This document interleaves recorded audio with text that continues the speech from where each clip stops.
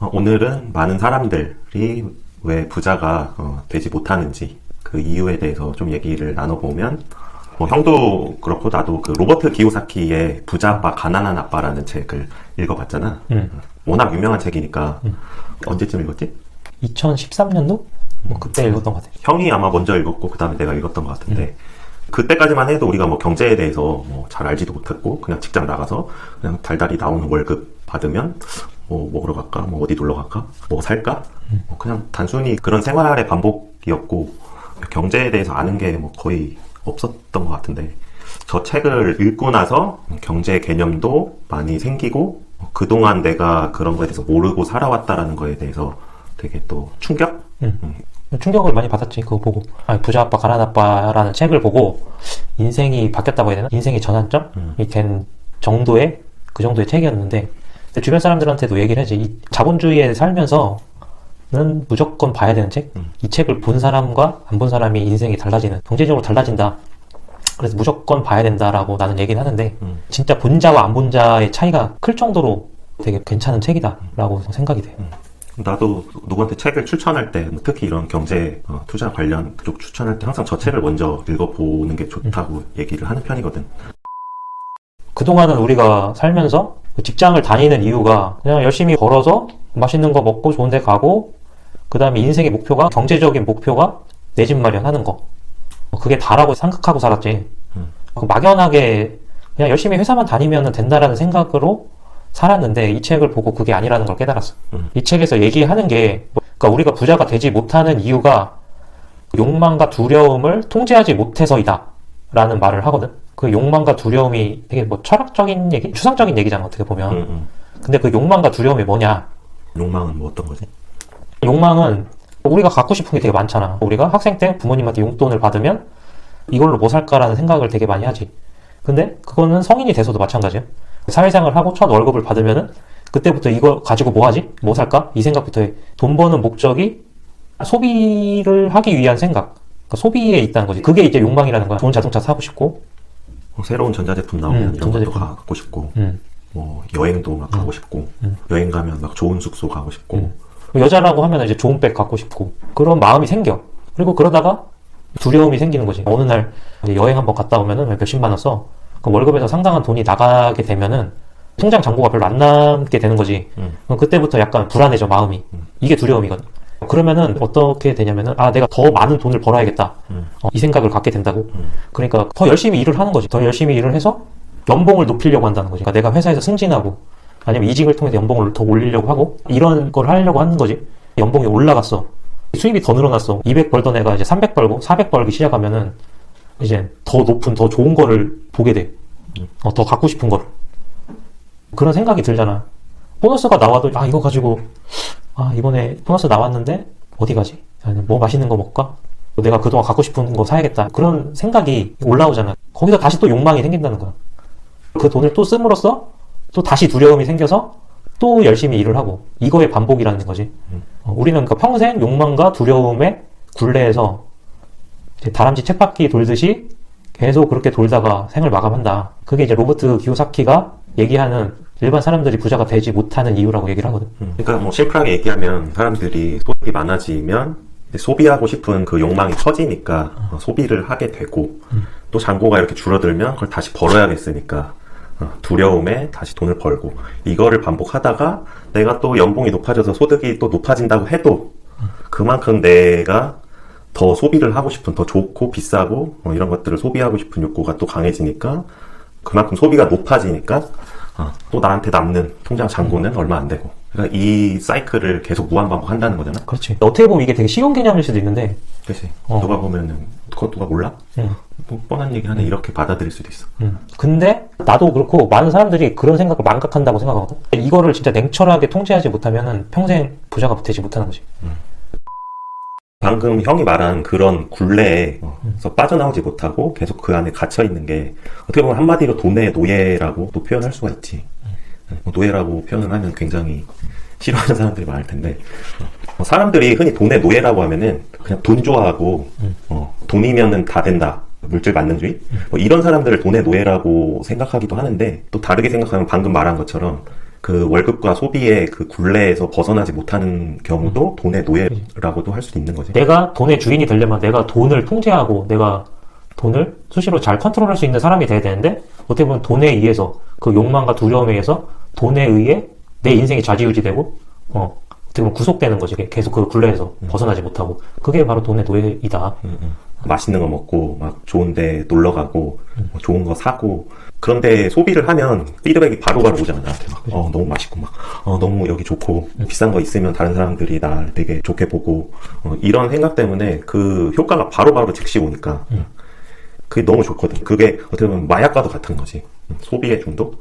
SNS나 이런 데도 봐도 막 좋은 거 사고 맛있는 거 비싼 거 먹으러 다니고 막 여행도 되게 좋은데 자주 가고 이러면은 되게 잘 살고 되게 행복하게 산다라고 보여지잖아. 어떻게 보면은 다른 사람들이 나를 약간 부유하다, 부자처럼 봐주는 것 같은 거지.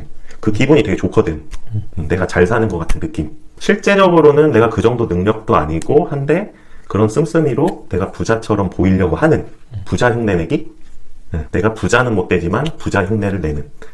그냥 그런 심리로 인해서 자꾸 돈을 쓰게 되는 거지. 내가 돈을 모으지 못하고 돈을 쓰게 만드는. 부자는커녕 오히려 점점씩 가난해지는 구조가 되는 거지.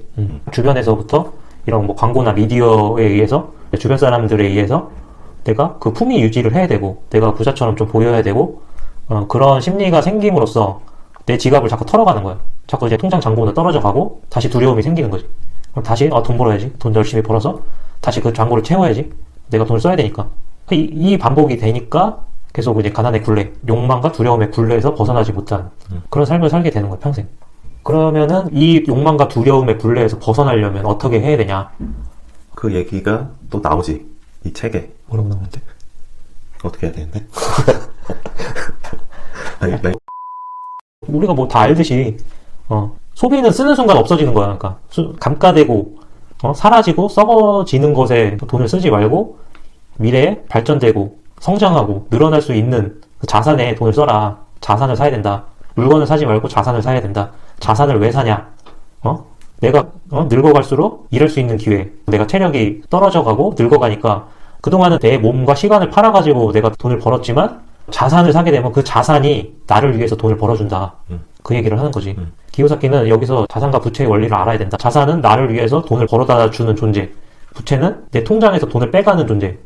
이 개념을 확실히 하고 부채보다 그 비용보다 자산에서 버는 돈이 더 많아져야 된다. 이게 부자가 될 수 있는 길이다. 그 얘기를 하거든. 그 말대로라면 뭐 예를 들면 자동차 같은 경우 수천만 원에 내 돈을 들여서 사지만 그래서 사람들이 자산이라고 생각을 하기도 하지만 거기서 계속 비용이 발생을 시키기 때문에 자동차는 자산이 아니라 부채다. 뭐 이렇게 생각을 해보면 좀 설명이 되는 거지. 나는 그것도 충격적이었어. 그러니까 내가 지금 살고 있는 집은 부채다. 자산이 아닌 부채다. 라는 얘기를 이제 기요사키가 얘기를 하지. 부동산에 대한 얘기를 하는데, 그러니까 우리는 여태까지 그게 자산이라고 인식을 해왔던 거지. 그러니까 자산이 아닌 이유가 거기서 나오는 거지. 어쨌든 거기서 비용이 계속 나가는 거잖아. 뭐 재산세, 뭐 관리비. 내가 거기서 실제적으로 돈을 버는 게 없어. 물론 나중에 그 부동산의 가격이 올라가지만 어차피 내가 계속 살거나 이사 가더라도 그 돈을 만져볼 수가 없는 거지. 또 비슷한 가격에 부동산을 사야 되고 대출을 일으켜야 되고 이래야 되니까. 거기서 얘기하는 자산은 그 부동산에서 월세를 주고 월세를 받으면은 그 자산이 돈을 버는 거니까 나한테 벌어다 주는 존재가 되는 거니까. 어쨌든 내가 예를 들어서 부동산으로도 그런 얘기를 한 거지. 꼭 그게 아니더라도 이제 뭐 주식도 있고 주식은 이제 배당금이 나오니까 나를 위해서 돈을 벌어다 주는 존재가 되는 거지. 근데 여기서 이제 빚에 대한 얘기가 나오는데 근데 여기서 이제 좋은 부채와 나쁜 부채를 얘기를 하지. 좋은 부채는 점점씩 시간이 갈수록 가치가 상승할 그런 자산을 구입하기 위해서 사용하는 부채. 이거는 좋은 부채다. 가치가 상승하는 것도 있고 나에게 돈을 벌어다 주는 현금 흐름을 만들어주는 그런 게 자산인 건데 거기에다가 쓰는 부채는 좋은 부채. 반면에 이제 점점씩 가치가 하락하는 그런 것에 사용하는 부채는 이제 나쁜 부채다. 내가 점점씩 감가상각되는 자동차를 사기 위해서 대출을 받는다. 할부로 구입을 한다. 이런 거는 이제 나쁜 부채인 거지. 아니면은 내가 생활비를 위해서 어디 좋은데 여행을 가기 위해서 내가 신용대출을 받아. 소액이더라도. 그거는 한 번 써버리고서 날아가는 돈인 거거든. 마이너스 통장. 그런 거는 이제 나쁜 부채. 빨리 해소를 해야 되는 부채인 거지. 제일 안 좋은 게 그런 거지. 신용카드 현금 서비스 받는 거. 사채 같은 거. 이런 걸로 뭐 자산 살려고 받는 사람 거의 없거든. 이런 거는 이자도 엄청 비싸고 고이율의 이자가 적용되기 때문에 이런 부채는 진짜 안 쓰는 게 낫지. 이런 돈들은 대부분 자기가 생활하는 데 쓴단 말이야. 인생 최악으로 가는 거지. 뭐 지금 가난할 수도 있고 앞으로 점점 가난해질 사람의 어떤 재무 구조의 특징을 보면은 나한테 돈을 벌어다 줄 자산은 없고 내 주머니에서 돈을 뺏어가는 부채가 많고 반면에 이제 부자이거나 점점씩 부유해질 사람은 나한테 돈을 벌어다 주는 자산은 많고 부채가 있더라도 이 자산을 구입하기 위한 부채가 많은 경우가 있는 거지. 어쨌든 뭐 내 생각에는 뭐 경제적으로 조금 여유롭게 살고 싶은 사람들은 대부분일 거라고 생각하는데 한 번쯤은 반드시 봐야 될 책이 아닌가. 부자아빠 가난한 아빠는. 이게 진짜 정말 읽은 사람과 안 읽은 사람의 경제 마인드가 전혀 진짜 판이하게 달라지기 때문에 나만 얘기하는 게 아니라 이거 읽은 사람들도 대부분 얘기하는 거예요. 진짜 그 부자가 되고 싶은 사람 중에 안 본 사람은 거의 없을 정도의 책이라서 거의 부자 관련돼서 거의 바이블 같은 개념의 책이기 때문에 반드시 봐야 된다. 꼭 사서 보진 않아도 도서관 가면 공짜니까 꼭 빌려서라도 보면 좋을 것 같아요. 이 외에도 되게 많은 얘기를 하는데 사업에 대한 얘기도 하고 나중에는 뭐 네트워크 마케팅에 대한 얘기도 하는데 나는 그거는 별로 안 봐도 될 것 같고 자산과 부채 그리고 현금 흐름 이런 거를 어떻게 자기가 통제를 해야 되는지 반드시 알았으면 하는 마음에서 한번 얘기를 해봤어요. 끝.